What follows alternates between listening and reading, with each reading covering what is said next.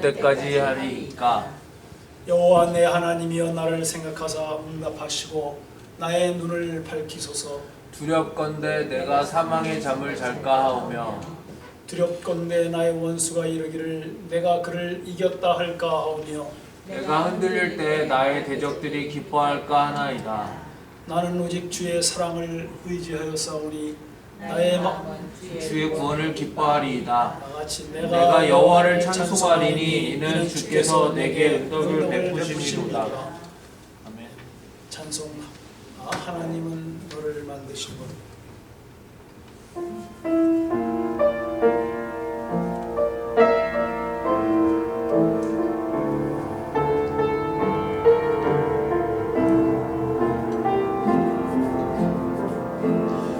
하나님은 너를 만드신 분, 너를 가장 많이 알고 계시며, 하나님은 너를 만드신 분, 너를 가장 깊이 이해하신단다. 하나님은 너를 지키시는 분, 너를 절대 포기하지 않으며, 하나님은 너를 지키시는 분, 너를 쉬지 않고 지켜보신단다. 그의 생각 셀 수 없고 그의 자비 무궁하며 그의 성실 날마다 새롭고 그의 사랑 끝이 없단다. 하나님은 너를 원하시는 분, 이 세상 그 무엇 그 누구보다 하나님은 너를 원하시는 분, 너와 같이 있고 싶어 하신단다. 하나님은 너를 인도하는 분, 광야에서도 폭풍 중에도 하나님은 너를 인도하는 분, 푸른 초장으로 인도하신단다. 그의 생각 셀 수 없고 그의 자비 무궁하며 그의 성실 날마다 새롭고 그의 사랑 끝이 없단다. 이 시간에 기도 인도하십니까?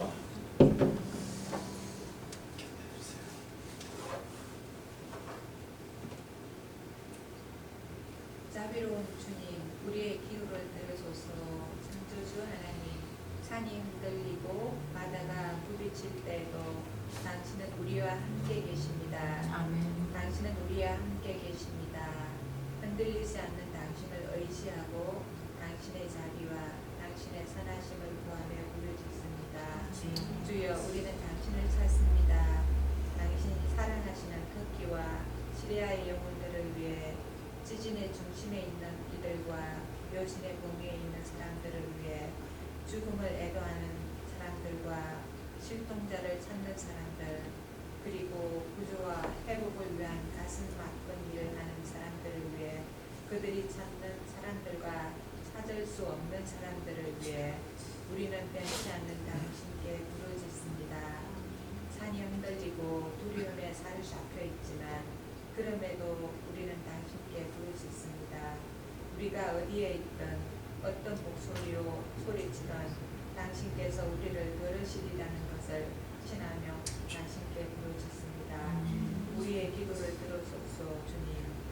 우리를 위로하소서. 우리와 함께하소서. 우리와 함께하소서. 함께하소서. 자비로운 주님, 우리의 기도를 들어소서. 주님께서 기억하여 주시고 나의 우리 일상 속에서 우리의 삶을 흔드는 여러 가지 사건 사고들, 작지만은 각자에게 너무나 큰 나날들의 일상의 일들을 주님께서 지켜주시고 여전히 응답하시는 주님을 믿으며 기도할 수 있겠으니 도와주시옵소서.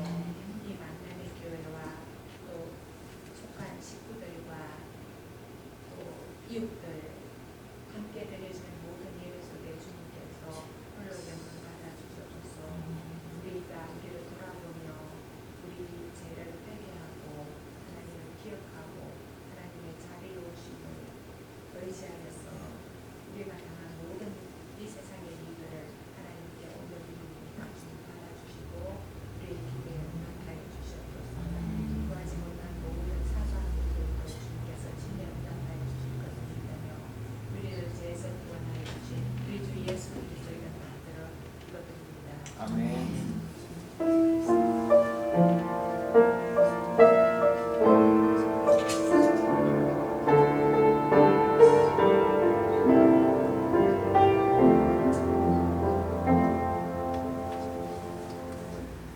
우리 성경 말씀 창세기 12장 1절에서 9절 한글 찬송 누가 읽어요?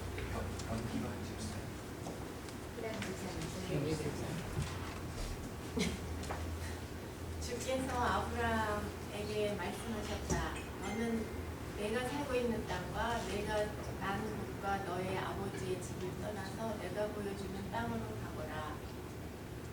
내가 너로 큰 민족이 되게 하고 너에게 복을 주어서 내가 크게 이름을 떨치게 하겠다. 너는 복의 근원이 될 것이다. 너를 축복하는 사람에게는 내가 복을 베풀고 너를 저주하는 사람에게는 내가 저주를 내릴 것이다. 땅에 사는 모든 민족이 너로 말미암아 복을 받을 것이다. 아브라함은 주께서 말씀하신 대로 길을 떠났다. 롯도 그와 함께 길을 떠났다. 아브라함이 하란을 떠날 때에 나이는 75이었다. 아브라함은 아내 사레와 조카 롯과 하란에게 모은 재산과 거기에서 얻은 사람들을 거느리고 가나안 땅으로 가려고 길을 떠나서 마침내 가나안 땅에 이르렀다. 아브라함은 그 땅을 지나서 세겜 땅, 곧 모래의 상수리 나무가 있는 곳에 이르렀다. 그때에 그 땅에는 가나안 사람들이 살고 있었다. 주께서 아브라함에게 나타나셔서 말씀하셨다. 내가 너의 자손에게 이 땅을 주겠다. 아브라함은 거기에서 자기에게 나타나신 주께 제단을 쌓아서 바쳤다. 아브라함은 또 거기에서 떠나 베델의 동쪽에 있는 산간 지방으로 옮겨가서 장막을 쳤다. 서쪽은 베델이고 동쪽은 아이이다. 아브라함은 거기에서도 제단을 쌓아서 주께 바치고 주의 이름을 부르며 예배를 드렸다. 아브라함은 또 길을 떠나서 줄곧 남쪽으로 가서 네겝에 이르렀다.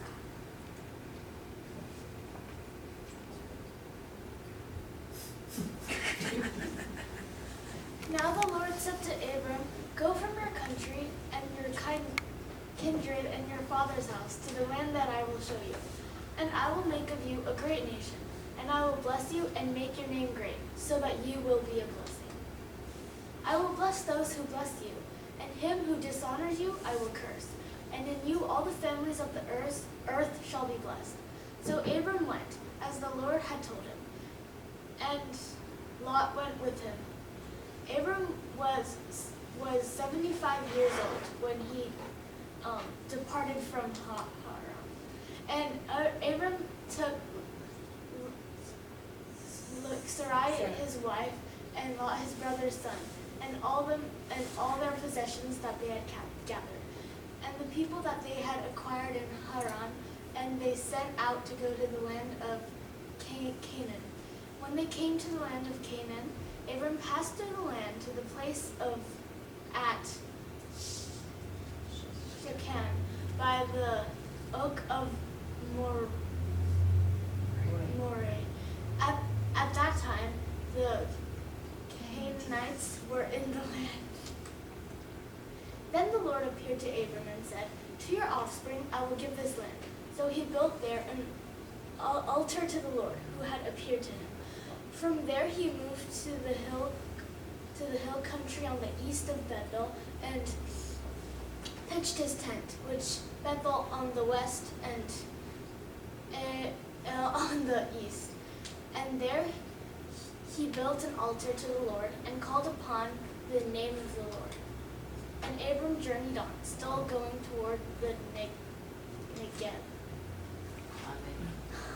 지난주와 이어서 이번 주 그리고 다음 주, 다다음 주까지는 그 영성, spirituality, 영성에 관한 말씀을 드리고 있습니다. 우리는 지난주에는 몸이 가지고 있는 허약함과 한계성 안에 하나님의 활동으로서의 몸을 움직여 공동체 일가 친척을 이루고 하나됨을 경험하도록 부름받았다라는 이야기를 드렸습니다. 그래서 우리 모두는 그렇게 하나님의 이름을 짊어지고 책임을 부여받은 존재로 살아가고 있습니다. 그래서 영성은 다른 의미로 인간됨입니다. 사람이 사람다운 것. 영적이라는 게 기도를 거룩하게 하고 목소리에 이제 쉰 발음이 나오고 이런 게 아니라 사람이 사람다운 것. 이것을 영성이라고 이야기할 수 있다 말씀을 드렸습니다. 그래서 자신의 몸에 하나님의 활동을 담아내는 책임이 사람을 사람 되게 합니다.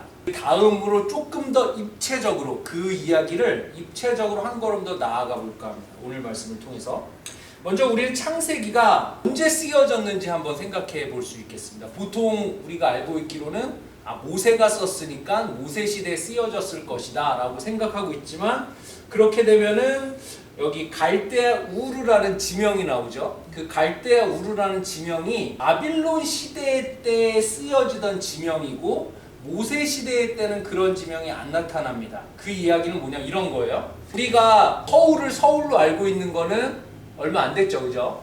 갑자기 조선 시대 때 서울이라고 쓴 어떤 문서가 나타나면 뭐 예언서가 되겠죠. 근데 그런 느낌이에요. 만약에 이 성경 창세기가 모세가 썼다고 하면은 이런 느낌인 거예요. 그래서 그렇게 이해하지 않고 이 많은 학자들은 창세기는 바빌론 포로 후기에 쓰여졌다고 이해합니다. 왜냐하면은 그 앞에 있는 모세가 했던 말들 구전으로 내려왔던 이야기들 있잖아요. 그 이야기들이 다 소실이 되고 불타버리고 그잖아요. 바빌론 포로로 가면서 그 중요한 것들이 다 불타버리고 다 그랬어요. 그러다 보니까 어떤 일을 해야 되냐면 바빌론 포로기의 학자들과 지혜자들이 다시 쓰기를 했어야 됐단 말입니다. 그 구전들을 가지고 자료들을 모아서. 그래서 아마 그때 완성됐을 것이다 라고 이해를 합니다. 창세기는 바빌론 포로기 후반에 쓰여졌음을 우리가 이해할 필요가 있고, 그래서 창세기 이야기를 전해든 사람은 누구였을까요? 바빌론 포로에서 바빌론에 정착한 사람들. 그때 무슨 지도자, 이스라엘 지도자에게 무슨 필요가 있을까요? 약속의 땅으로 돌아가야 되는데 이 사람들은 여기다 집도 지었지, 그다음에 돈도 벌었지, 땅도 샀지 하니까 갈까요? 안 갈까요? 안 가죠. 그러면 누구 얘기를 들려줘야 될까요? 약속의 땅으로 갔던 선조의 이야기를 듣고 너희들이 이렇게 움직이는 건 뭐야? 믿음이야. 이 얘기를 해줘야 된다. 그러면 이렇게 움직이게 하시는 그 주님 하나님은 누구셔? 그 얘기 해줘야 된다고. 그래서 창세기가 쓰여졌다라고 보는 것이 일반적입니다. 근데 처음 들어보시죠? 예, 그렇습니다. 예. 이렇게 이해하는 것이 중요한 이유가 있습니다. 왜냐하면 여기에 정착한 바빌론에 정착한 사람들은 뭐가 익숙할까요? 하나님이 익숙할까요? 바빌론 신화가 익숙할까요? 바빌론 신화가 익숙하죠. 왜냐하면 그걸 바탕으로 해서 그 세계, 그 당시는 신화의 세계였기 때문에 그것을 바탕으로 해서 생각도 하고 사고도 하고 학교에서 공부도 했겠죠. 오늘 이야기는 어떻게 시작하냐면은 11장에서 데라, 아브라함의 아빠 데라가 바빌론 땅 갈대아 우르에서 떠나는 여정부터 시작해서 12장 오늘 이야기가 이어집니다. 그래서 아브라함은 어떤 이야기냐면 너가 살고 있는 땅, 너가 태어난 곳, 너의 아버지 집, 그가 정착하고 있던 바빌론 제국이죠. 거기에 어떤 하란이라는 지역으로 옮겼다가 거기서야 이제 하란에서 아버지가 죽고 그리고 나서 아브라함에게 이제 떠나라라는 음성이 들리는 거죠. 그런데 이 신은 어떤 신이에요? 그동안 바빌론에서 배워왔던 신과 같은 신이에요? 다른 신이에요? 다른 신이죠.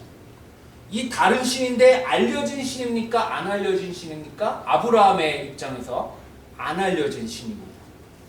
그러니까 아브라함은 새로운 신앙운동에 부름을 받고 있습니다. 바빌론 제국과 제국의 신을 떠나서 알려지지 않은 신을 찾아가라는 초대를 받고 있습니다.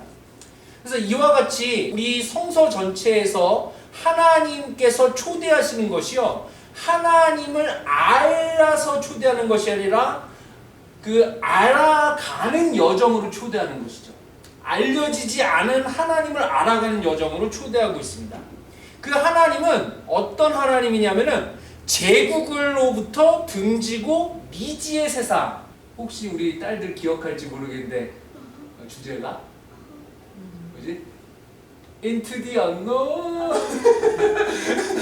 Into the unknown. 네, 다른 분들은 전혀 안 보셨군요. 안 보셨군요. 네. 원만 봤어요. 아, 원만 보셨어요. 투도 재밌습니다.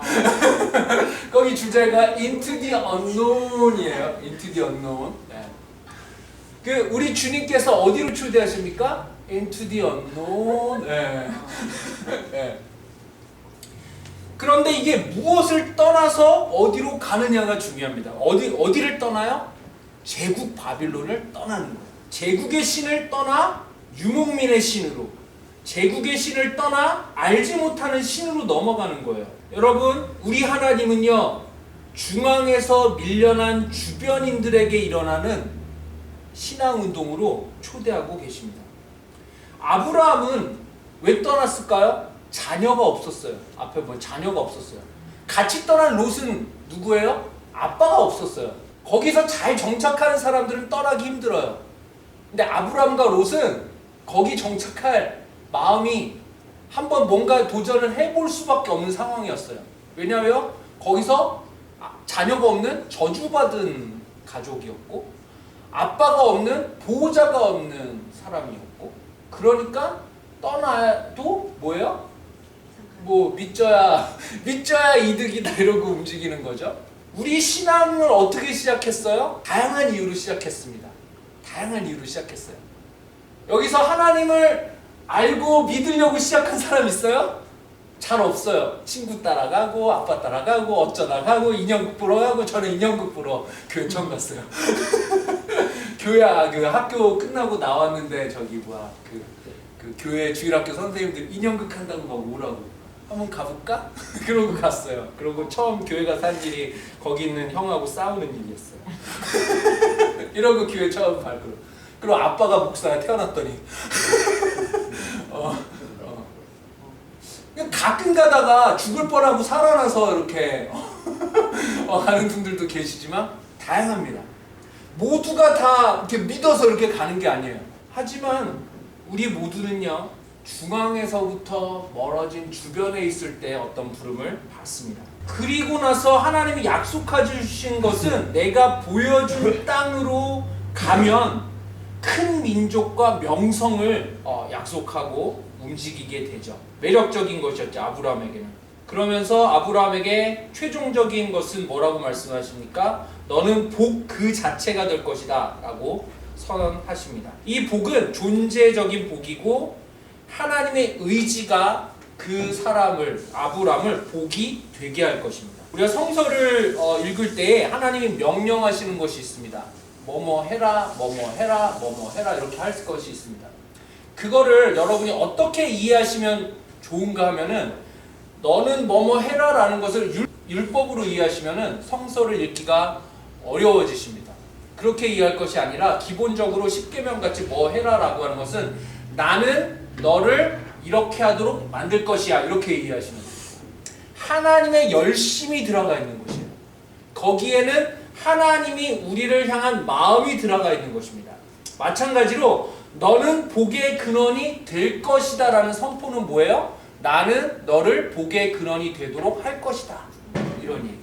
그런데 이게 언제 일어나요? 제국의 중심부에서 제국의 신을 떠날 때 일어난다는 거예요. 자, 아직 아브라함은 모릅니다. 그는 제국에서 주변인이었기 때문에 이 여정을 시작했을지도 모릅니다. 자녀가 없는 그에게 자녀를 넘어 무수히 많은 자손이라고 하는 것이 매력적인 약속이었을 수 있습니다. 그렇지만 어쨌든 떠났습니다. 그러니까 떠밀려 움직인 것이죠. 우리도 각자의 이유로 신앙을 시작하지요. 그리고 우리는 신앙의 여정이라고 하는 것은 그러므로 하나님의 의지가 우리를 밀어가는 것이라고 말할 수 있을 것입니다. 그 길에서 하나님을 알아가는 것입니다. 하나님의 약속을 알아가게 됩니다. 그렇게 되면 그 약속의 의미를 알아가게 되죠. 우리는 큰 민족이라고 하고 명성이라고 하면은 정주영, 현대 가문 이런 걸 이루고, 또 명성이라고 하면은 굉장히 큰 이런 걸 많이 생각을 합니다. 하지만 그 이후의 성서의 진행 상황을 보면은 큰 이 민족의 씨앗이 누구를 통해 전달되죠? 자녀 중에서 막내, 가인과 아벨 중에 누구? 아벨. 그 다음에 여기서 아브라함부터 봐도 아브라함에서 이제 이스마엘과 이삭 중에 누구? 이삭 아들에서 에서와 야곱 중에 누구?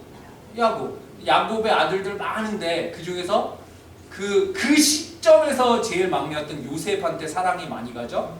그리고 나서 베냐민이 이제 그 핵심적으로 가고, 그 다음에 거기서 특별하게 이제 유다에게 또 연결되는데, 어쨌든 스토리상으로는 요셉으로 넘어가죠. 그리고 그 요셉의 그 두 아들 중에서도 첫째, 둘째 에브라임, 므낫세인데 누가 첫째예요? 원래는 므낫세가 첫째죠. 므낫세 에브라임인데 이렇게 하죠.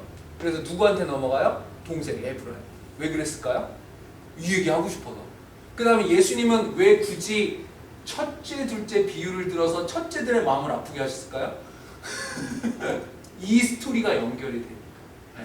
그래서 누구에게 넘어가요? 이 씨앗은 연약한 사람, 말제에게 넘어갑니다.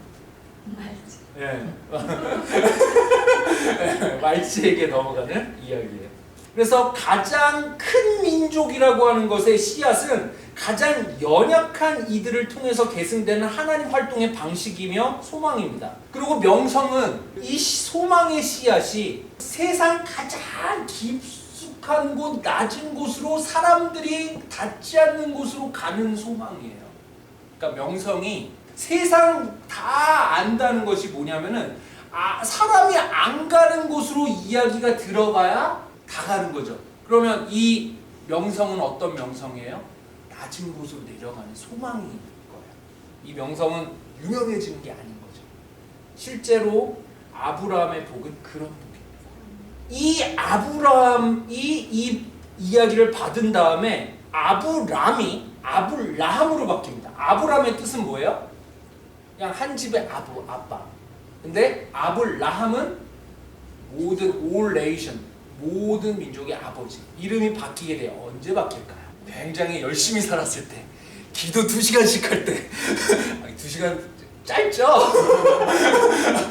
기도 12시간, 은혜 받았고 12시간씩 해도 막 질리지 않을 때, 이럴 때 이런 거 이름이 바뀌었을까요?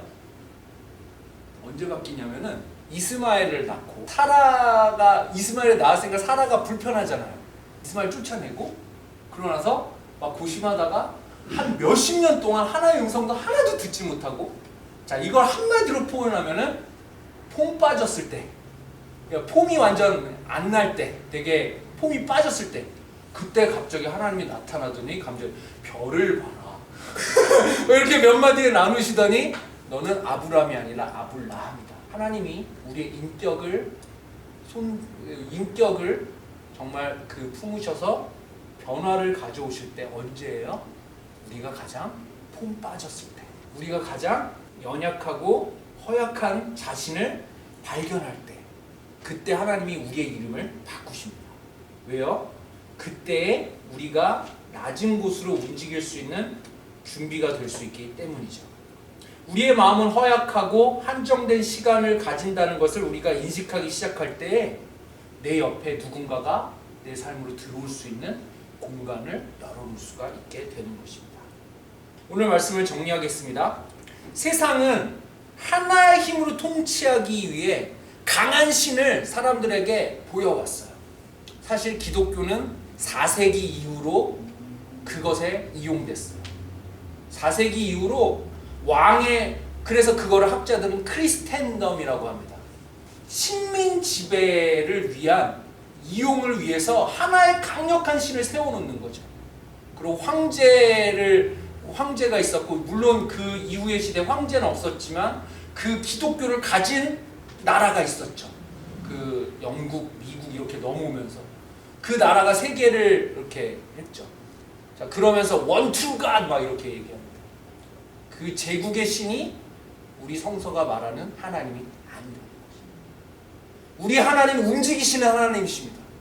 저와 여러분과 더불어서 움직이셔서 우리를 이 세상 한복판에 우리가 각자가 있어야 될 자리에 복으로, 복덩이네, 그 복으로 부르시는 하나님이에요. 우리는 하나님이 원 트루 갓이라고 들어왔지만 그 하나님은 말할 필요 없어요. 여러분, 프리즘이 있습니다. 프리즘으로 들어오는 빛은 눈에 보이지 않는 하나의 빛입니다. 그러나 그것이 우리에게 가시적으로 들어올 때에는 다양한, 정말 다양한, 하나도 같은 것이 없는 빛으로 우리에게 들어옵니다. 우리의 신앙의 고백은, 우리가 세상을 향한 하나님에 대한 선포는 하나의 빛이다라고 얘기하는 게 아니에요. 여러분이 무지개의 어떤 한 부분이면 되는 겁니다. 여러분이 하나의 빛이라고 원트루갓이라고 세상에 이야기하는 것이 우리의 증거가 아니라, 여러분이 다양하게 세상에 가장 깊숙한 곳, 아무도 가지 않은 곳, 그 자리에 나만이 갈 수 있는 거기서 복이 되면 하나님은 살아계신 거예요. 아멘. 우리의 영성은 우리의 다양함에서 드러나요. 저와 여러분 다른 곳에서 복이 되어야 돼요. 함께 기도하겠습니다. 사랑하는 주님, 감사합니다. 우리 주님께서 우리를 부르신 그 부름에 따라 우리의 연약함과 한계를 깨닫고, 우리가 책임을 지기에 연약한 존재이지만 이 짐을 짊어지기에 몸을 움직일 때 주님 또한 우리에게 공동체와 가족을 주십니다.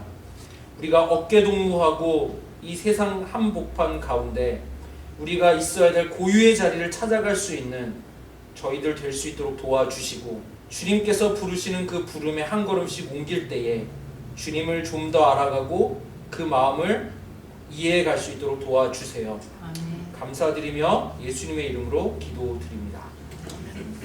찬송 28장 복의 근원 강림하사.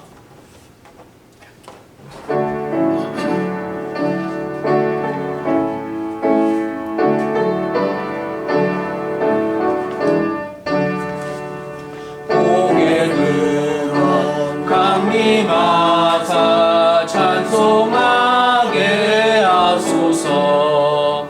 한량없이 자비하심 측량할 길 없도다. 천사들의 찬송가를 내게 가르치소서.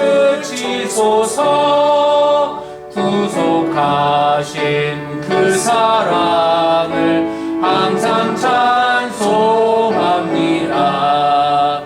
주의 크신 도움받아 이때까지 왔으니 이와 같이 천국에도 이르기를 바라네. 하나님의 품을 떠나 죄에 빠진 우리를 예수 구원하시려고 보혈을 흘려주셨네. 주의 귀한 은혜 받고 일생 빚진 자회해 주의 은혜 샀을 대사 나를 주께 매소서. 우리 마음은 연약하여 범죄하기 쉬우니 하나님이 받으시고 천국인을 지소서. 아멘. 우리 이 세상에 살려면 우리가 사는 이 세상이 눈에 보이는 그런 힘, 그런 것들이 많이 작용하니까 이제 그런 게 우리가 다 이렇게 필요하고, 또 그런 사람들이 이렇게 그 이제 득세하고 이렇게 행복해 보이고 이렇게 하기 때문에 이제 하나님이 이제 그런 분이다 이렇게 우리가 생각하기 쉬워요. 근데 이제 교회도 사실은 이제 그런 그 모양새로 그러한 그 모습을 쫓는 그런 역사를 사실 지금까지 가져왔어요. 그랬기 때문에 우리가 이전에 이렇게 하나님을 믿으면 잘 살아야 되고, 하나님이 믿으면 출세해야 되고, 이 남보다 이렇게 앞서가야 된다고 하는 이런 것들 있잖아요. 그냥 자연스럽게 찾아요. 그래서 그 오늘 말씀, 하나님은 이렇게 약한 자들, 이렇게 정말 이렇게 힘없어 보이는 그런 사람들을 통해서 이렇게 이제 일하시는 이런 것들을 이렇게 매치가 안 되잖아요. 우리 실제 현실과 이렇게 성경에서 이제 이런 것 때문에 우리가 이렇게 믿음대로, 믿음과 행위가 일치되지 않은 그런 것들이 많이 있었어요. 그래서 우리가 자꾸만 있잖아요. 우리가 신앙생활을 여태까지 쭉 해오면서 우리는 어떻게 신앙생활을 했다고 생각하면 되냐면요, 이렇게 그냥 이렇게 주입식으로 계속 세뇌시키는 거예요. 그래서 하나님은 이렇게 일하신다. 이제 근데 그 하나님의 일하신 그것이 이렇게 매치가 안 되는 거예요. 그래서 영적인 게 뭔지, 육적인 게 뭔지 이런 게 있잖아요. 연결이 안 돼요. 우리가 그런 신앙생활, 그래서 사실은 이 교회가 중요해요. 교회의 모습이 그런 이제 하나님이 힘이 많으신, 하나님이 이렇게 또 아주 권위적인, 우리를 이렇게 지배하는, 모든 나라를 통치하는, 이렇게 해서 우리가 통치하면 어떻게 해요? 힘 있는 사람이 이렇게 아주 강력한 그런 그 힘을 이렇게 나타내는 그런 생각을 하게 된단 말이죠. 하나님이 그래서 그런 분일 거다 이렇게 생각을 하는 거예요. 근데 하나님은 전혀 그런 분이 아니래요. 그렇게 대비하면 안 돼. 그러면 하나님은 잘못 이해하게 되는 거예요. 그래서 근데 그런 거를 우리 교회가 이제, 그래서 교회도 우리 보세요. 천주교회 같이 큰 교회, 그리고 거기 막 들어가면 막 이렇게 장식해 놓은 이런 거 보면 그냥 압도당하는, 우리 교회, 큰 교회가 여러분 사람들 많은 데 가서 이렇게 예배하면 거기 정말 하나님 길, 이런 생각을 하게 돼요. 그렇게 참 많은 경우가 있잖아요. 그래서 그런 데 가면 경건한 거가 전혀 그냥 저절로 이렇게 마음이 이렇게 저거되는 것 같고, 거기 자꾸만 하나님을 그렇게 연결해서 그러는 거예요. 이거 있잖아요. 하나님은 그런 거 아니에요. 그래서 우리가 그런 신앙생활을 해왔기 때문에 우리 지금 믿음이 있잖아요. 많은 것들이 이렇게 우리가 하나님을 매일매일 속에 우리가 항상 하나님과 이렇게 연결되어 있는 이거를 모를 수가 있어요. 우리가 그냥 그랬는데 연결이 안 되는 거야. 내 현실 일상과 성경에서 하는 말씀, 이게 연결이 안 되는 거예요. 이게 어디서 그렇게 되냐? 교회 생활을 참. 그래서 제가 그거에 대해서 계속 얘기하는 거예요. 그래서 교회의 공동체를 제가 계속 얘기했던 이유가 그런 데 있어요. 저도 계속해서 그거를 이제 배워오고 있는 거예요. 그래서 이게 어디 문제가 있었나? 그 원인이 이거 찾기. 그래서 이렇게 제가 이게 중요한 게 뭐냐면, 우리가 이렇게 신앙생활을 하는 데 있어서 하나님은 우리를 어떻게 만드셨다고 해서 성경에 하나님의 형상대로 만드셨다고 그랬잖아요. 그러면 우리가 하나님을 알아볼 만한 그거를 주셨어. 우리에게 알아볼 수 있는 걸 주셨어. 그래서 하나님을 딱 하나님 알아보도록, 붙들도록 이렇게 연결이 되도록 이렇게 하셨어요. 그래서 있잖아요. 우리가 복은 어디서부터 시작되는지 아세요? 자기를 깊이 들여다보는 데서 시작돼요. 자기를 깊이 들여다보는 데서. 이게 있잖아요. 놀라운 게 뭐냐면 제가 자꾸 뇌과학 얘기 자꾸 하는데 우리 뇌 속에 우리 마음 그 뇌를 얘기하는 거잖아요. 뇌. 이 뇌 속에 뭐가 있냐?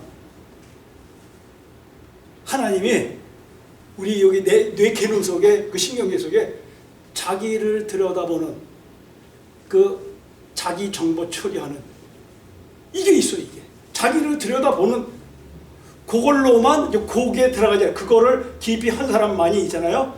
그 생각이 작용이 돼. 이렇게 모든 우리가 들어오는 있잖아요. 모든 이성적 이런 거, 모든 이런 것들이 작용이 되는 거. 그게 무냥 중요해. 다른 거 있잖아요. 뭐 우리가 아무리 지금 얘기했잖아요. 하나님 뭐 이렇게 해라. 하나님 말씀 뭐 이렇게 이런 것들 있잖아요. 우리가 그 하나님 말씀이기 때문에 하나님의 뜻이니까 그렇게 해야지. 그거 실행이 안 돼. 이 자기를 들여다보는 그거를 통해서 자기가 누군지를 알 때 그 말씀이 있잖아요. 들어오기 시작해요. 그게 연결이 돼요. 근데 그거 자기를 들여다보는 그 과정을 밟지 않잖아요. 안 돼. 연결 안 돼. 아무리 많이 들어도 근데 또 그걸로 먼저 하면 우리 생각이 먼저 그걸 자기를 들여다 그거는 또 뭐하고 연결이 되어 있냐면 감정하고 연결이 돼요. 감정하고. 그래서 이게 활성화되고 이게 활성화되면 자기를 들여다보는 그런 걸 통해서 이제 하나님과 연결되자. 그러면 그럴 때 감정을 이렇게 컨트롤이 돼. 감정이 이렇게 안정화가 돼. 그 편도체가 안정화가 돼. 이 편도체 근데 오늘날 현대인들은 뭐예요? 편도체가 다 활성화돼 있어. 다 막 쫓기고 거기 막 두려워하고 뭐 이런 게 너무너무 많아. 그래갖고 완전히 그게 디폴트로 자리 잡아 있어. 이렇게 그 두려움이 있잖아요. 그 디폴트로. 그러면 그거를 가라앉히는 방법? 이 방법은 그냥 잠깐만 완화시키는 것만 뿐이지 그 문제를 근본적으로 해결하는 방법이 있잖아요. 자기를 들여다보고 깊이 들여다봐야 돼. 그래서 요즘 명상이 막 적용되는 게 그건 치료 목적에 그냥 완화시키는 저거지. 제가 이렇게 그런 거 궁금해서 느끼는 거 뭐냐? 이 성경 말씀이 정말 그 자기를 들여다보는 그걸 거쳐서 연결이 되면 그런 감정 그런 것들이 안정화가 돼요. 그게 안정화가 되는 이런 그래서 우리는 그 하나님의 그 사랑을 믿어야만 돼. 그래서 핵심적으로 뭐냐면 그 영성의 핵심은 뭐냐면 하나님의 마음의 핵심 그걸 우리 말로 인간의 말로 표현하면 책임과 용서예요. 책임과 용서죠. 근데 이 책임과 용서는 있잖아요. 이렇게 상반되어 있어. 이렇게 개념이. 그래서 이걸 갖다가 분리시킬 수가 없는 같은 거야. 근데 그래서 그게 영인 거예요, 사실. 하나님의 영의 속성을 말하는 거야. 그거는 우리 관계를 통해서만, 공동체 속에서만 그걸 알 수가 있어. 하나님이 그걸. 그래서 이 하나님, 요걸 우리가 있잖아요. 그래서 우리는 하나님을 믿어야만, 지금 이제 이 과학이 발달해가지고 있잖아요. 지금 어디까지 지금 양자역학이 저거 도래하죠. 그 양자역학은 지금까지의 모든 입자 물리학 그거 완전히 다른 거야. 그거 완전히 다른 이건 그 물리학의 법칙이 여기에는 있잖아요. 통하지가 않아. 그래서 우리 이제 원자라고 우리 모든 이 보이는 것의 끝은 원자라고 그랬잖아요. 그 법칙은 그게 통하지가 않는 게 양자역학인 거예요. 거기에서 이 그 전자라고 하는 그 나오는 전자, 뭐 양성자, 뭐 중성자, 뭐 이런 얘기 하잖아요. 거기에 그거는 입자가 아니야. 그렇다고 또 파동 이렇게 어떤 빛과 같은 그런 게 또 아니야. 이것도 아니고 이해가 안 되는 거예요. 우리가 지금까지 모든 이런 지식을. 이게 우리가 하나님의 영을 이해하는 데도 있잖아요. 우리 인간의 그거 갖고 우리 지금 배운 우리는 논리 가지고 이해가 안 되게 돼 있어요. 근데 우리는 그걸 믿는 거예요. 우리는 지금 이게 있잖아요. 놀라운 거예요. 놀라운 우리의 믿음, 이 하나님의 영을 믿는다는 거. 그래서 지금 요즘 과학자들 많은 얘기, 제가 사랑하는 관계다, 이 관계 얘기잖아요. 뭐를 제일 중요한 게 관계라고 얘기하고 있어요. 지금 관계, 모든 현생 경험을. 그건 뭐를 얘기하는 거냐면 하나님이 우리 이거 그 영성의 끝은 뭐냐면 우리 인간이 하나님을 알아볼 수 있게 한 게 뭐냐면 우리 인간은 끝없이 진실을 추구해요. 진실을 추구한다는 게 뭐야? 가짜가 있다는 거예요. 가짜가. 우리는 가짜가 아닌 진실을 추구하는 그것 때문에 하나님은 우리에게 어떤 그 진실의 영을 말하는, 그래서 그 진실의 영을 우리가 진실을 찾기 원하는 그런 성질이 있잖아요. 우리 속에 그걸 영성이라고 하는 거예요. 그 영성이 그 진실의 영과 만나는 게 믿음이고, 예수님이 진실의 영으로서 우리에게 보여 진리라고 그러신 거예요. 나는 길이요 진리다 이렇게 말씀하신 거예요. 우리가 그래서 그 예수님을 통해서 하나님이 우리에게 끝없이 우리 인간에 대한, 하나님이 만드셨기 때문에 우리 그런 인간을 끝없이 끝까지 책임지시는 그거를 믿고 또 용서를 믿으면 있잖아요. 우리의 마음이 어디 든든하게 돼요. 우리 인간은 이게 꼭 필요해. 행복하려면 있잖아요. 우리가 행복을 이해하기가 어려워. 정의하기가 어려워. 행복은 어디서 냐 자기를 들여다보는 데서. 그래서 내가 그 하나님의 사랑을 이렇게 받아들일 때 있잖아요.